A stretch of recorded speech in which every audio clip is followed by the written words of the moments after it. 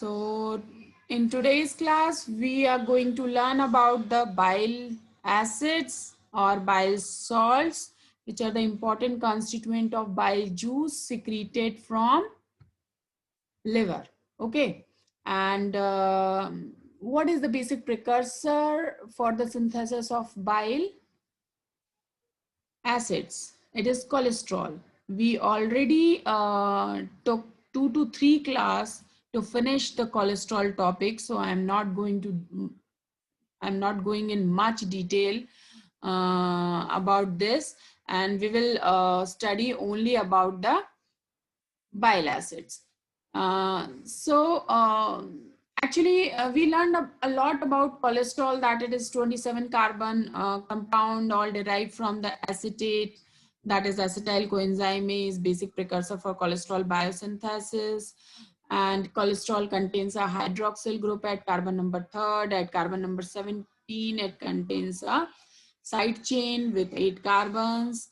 What are the sources of cholesterol in our body? Basically, it is synthesized primarily in the liver and intestine, and therefore there is not a necessity of it in diet. Actually, we took it in diet, but it is not necessary to take the cholesterol in diet because it is already synthesized in our body.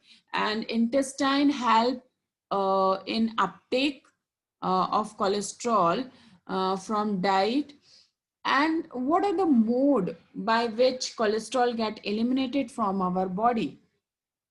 Okay, so basically cholesterol converted into the bile acids and bile salts in the liver, and it gets stored in the gallbladder and secreted into the intestine whenever there is requirement. Okay, and when its requirement actually arises, when there is a need of lipid digestion and lipid assimilation inside the intestine. So only a small percentage of cholesterol is excreted in the feces. Rest it get reassembled and reutilized and repurposed for the various other activities inside the body. Okay, so actually, we studied earlier in our yesterday's class about the LDL and HDL in much detail, so I'm not going to emphasize over this topic here. Okay, so this is the overall pathway we already studied in this class in the earlier classes. So I'm just skipping it and moving to our today's topic, and that is our bile acids.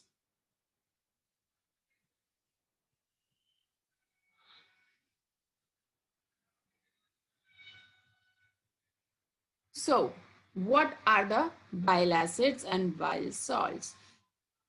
Basically, bile acids and bile salts synthesizes in the liver from its precursor cholesterol, and they are stored in the gallbladder. Okay, and they after storage, whenever there is a need of digestion, they are secreted into the intestine. Basically, they aids in digestion by emulsifying dietary lipids, making them accessible to pancreatic lipase. Okay, pancreatic lipase could not act on the lipids until and unless they get emulsified with the help of bile acids. So, and they also helps and adds intestinal absorption of fat soluble vitamins like A, D, E, and K. 90% of bile acids, they are reabsorbed in the ileum and returned back to the liver for their reutilization.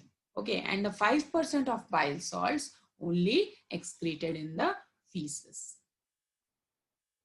Also, there involves an enterohepatic circuit to recycle these bile acids and bile salts.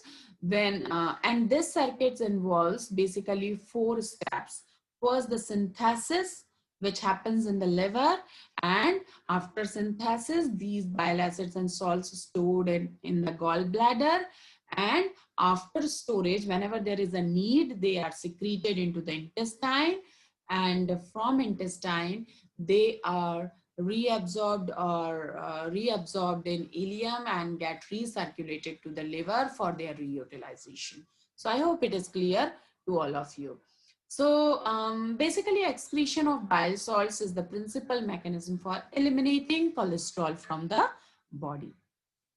So primary bile acids are formed from cholesterol, and you all are well aware about this 27 carbon compound cholesterol, and this is also known as 7 hydroxy cholecalciferol, and this cholesterol upon hydroxylation, which is carried out by the enzyme 7 alpha hydroxylase, it get converted into 7 alpha hydroxy cholesterol. Okay, so this is the rate limiting step for bile acid synthesis, where the rate limiting enzyme 7 alpha hydroxylase actually work for the synthesis of our folic acid. So from this 7 hydroxy cholesterol, this the terminal moiety, this OH group gets shifted to this terminal moiety, and this basically this OH group from here it get removed. Actually, this you can see here clearly. Here there is a double bond, and this double bond get removed, and there occur addition of carboxylic group at the terminal of this uh, cholesterol, 7 alpha hydroxy cholesterol. So what is the difference between this 7 alpha hydroxy cholesterol and cholic acid? There is a just absent of this double bond and addition of carboxylic group at the terminal chain. So earlier it is cholesterol, all, it means alcoholic property, and it has an alcoholic functional group. And later on addition of carboxylic group, it become acid. That is known as cholic acid. Okay. So this is the synthesis of cholic acid. It involves 2 to 3 steps apart from this hydroxylase activity, which also involves carboxylation of this terminal residue. And this 7-hydroxy cholesterol can also be converted into chenodeoxycholic acid. What is the difference between cholic acid and chenodeoxycholic acid? There is, apart from the absence of this double bond, apart from this absence of double bond, the OH hydroxyl group is also absent in this. Okay, and the rest structure is exactly same. Okay, so cholic acid and chenodeoxycholic acid, basically they both are same, except there is an absence of hydroxyl group, this top hydroxyl group in chenodeoxycholic acid. That is why it is known as deoxy. So cholesterol is converted into cholic acid and chenodeoxycholic acid in presence of enzyme 7 alpha hydroxylase. So cholic acid and cholic acid and chenodeoxycholic acid, they are known as primary bile acids. Okay, so from these primary bile acids, secondary bile acids get produced. How? Upon dehydroxylation of cholic acid, deoxycholic acid produced. Okay, so from where this hydroxyl group removed? From this carbon, this black one. You can see here in the bottom, the black hydroxyl group get removed and it get converted into deoxycholic acid. So this is also known as secondary bile acid.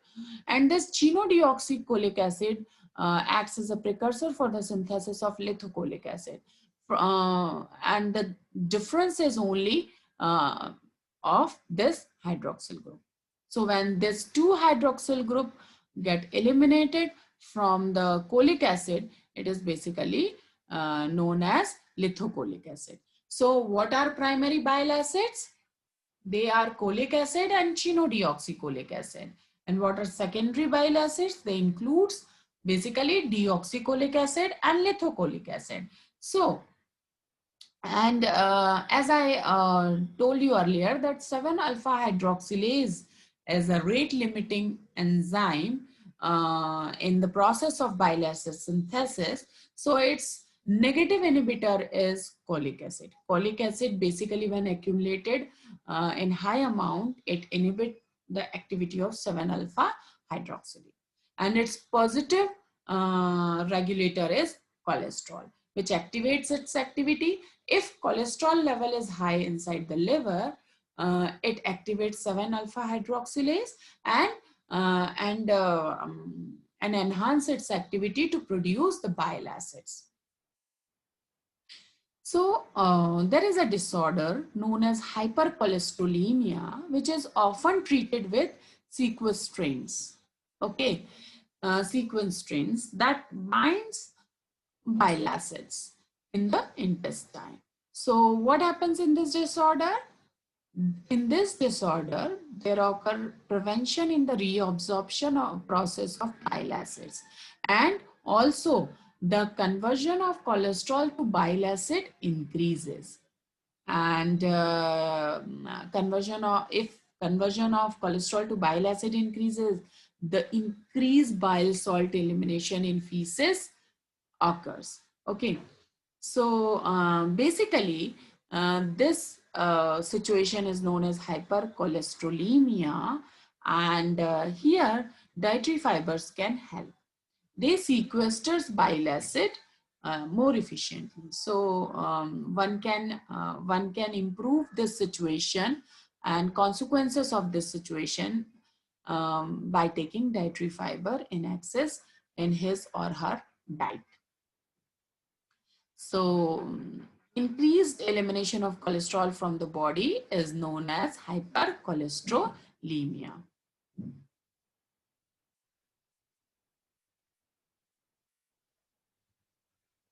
Okay, so just quickly we can see the flow chart, how cholesterol can convert it into primary, then secondary, and then bile salts.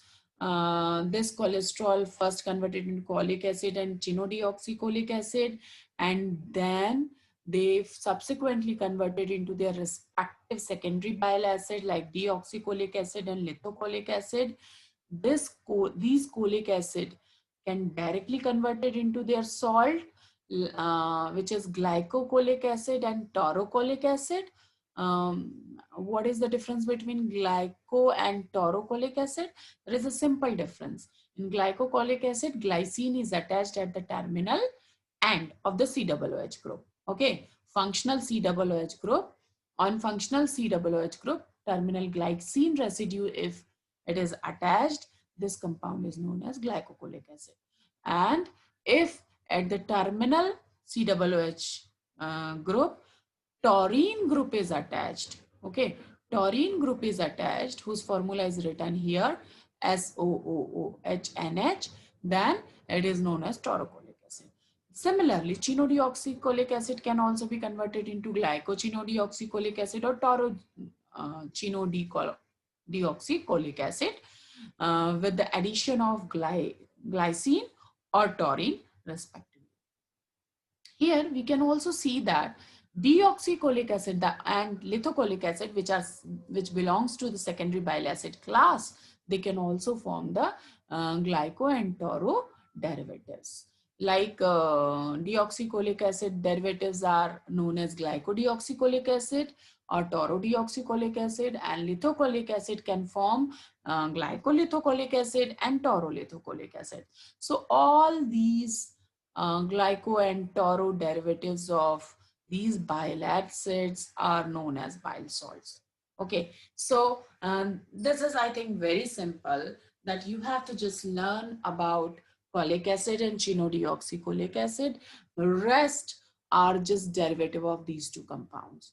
Okay, so bile salts, basically glycine or taurine conjugated bile acids, they actually lost in feces only mm, uh, only 5% of their amount lost in feces. So recent R&D efforts focusing on bile acid receptors as drug targets for treating liver diseases, liver cancer, and metabolic diseases. Because there is subsequent studies which shows that the these receptors, these bile acid receptors, basically they are responsible for the liver related disorders and cancers.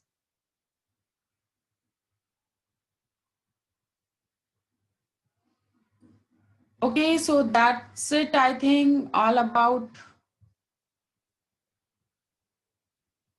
the bile acids. I think so. I'm just asking you people, if you have any queries, you can ask question, and just let me know uh, if you can understand this topic properly or not.